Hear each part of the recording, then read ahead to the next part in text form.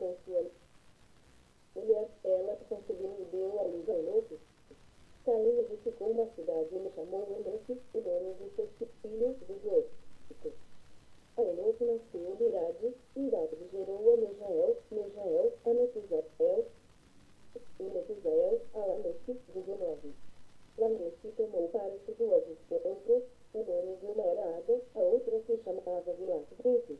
Ada deu à luz a Jabal, este foi o pai de Fiabe, e também tendas e possuem gado. 21. O nome de seu irmão era Jubal, este foi o pai de todos os que tocam harpa e flauta. 22. Zilá, por sua vez, deu à luz a Tubacaim, artífice de todo instrumento potente, de bronze de ferro. A irmã de Tubacaim foi Naamá. 23. E de Zilá, nasceu suas esposas, Ada e Zilá. Ouvi-me, vós, mulheres de Lameque, escutai o que Páscoa lhes dizer.